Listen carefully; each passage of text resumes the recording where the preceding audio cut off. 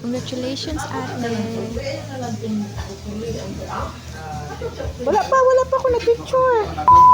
Hala, uy. Hello mga ka-sweets. Mag-vloggerist sa tadiri. Kagahapon dahil nga ganap na mo. So, kay trending man diring dapita ni adto mi diri sa Cinnamon Garden, which is nindot kayo ilang vibes and nindot po tag ilahang food. So, wala ko diri ka promote. I mean, nag-share lang jud ko nga nindot ilahang place and dili pud siya kaayo init no kay open man jud siya. Mura siya garden jud and naay murag small fountain ata ang tawag ata ana. Nya kanang ma-feel jud nimo nga mura kag fairy.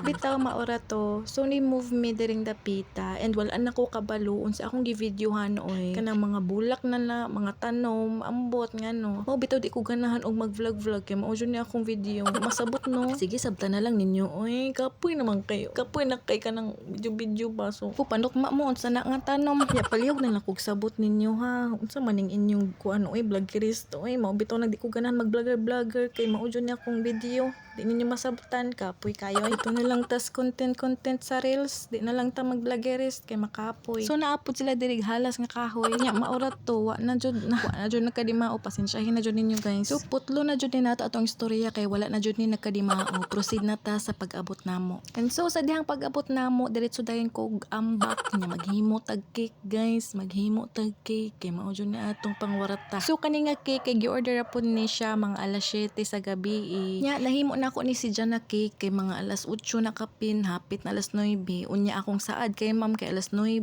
hangyo na pud kog alas 10 ma'am to ara pa tuga bitaw mao pa mi kaabot uy gikan didto. So ako aray flex ning atong ubi moist kaning atong ubi moist kay ako ni siya na rest sa freezer so gahi ni siya kaayo that's why wala na jud nako gihiwa sa tunga kay dili jud siya mahiwa kay gikan pa ni siya sa freezer since rush order cake man ni siya so masabot ra pud siguro sa mga customers if di jud nako mahiwa ang cake kay gahi jud siya hiwaon di jud siya mahiwa sa tunga. Ang atong gi-crumb coat diha kay ubi flavor po na siya nga frosting so lami jud kaayo moingon gani kog lami jud na guys dili jud mo angay magduhag-duhag palit unya nag final coating na kita sa cake. Ang cake ni ma'am kay color pink super simple lang kaayo. Ang ato ang gigamit diha nga coloring kay fur na red so nganong red na coloring akong gigamit unya pink ato ang cake so explain nato dire ha kay para sa ako redundant na jud kung mopalit pa kog pink unya na ako'y red kay ang red kung imo na siya ibutang sa white icing nato is mahimo jud siya color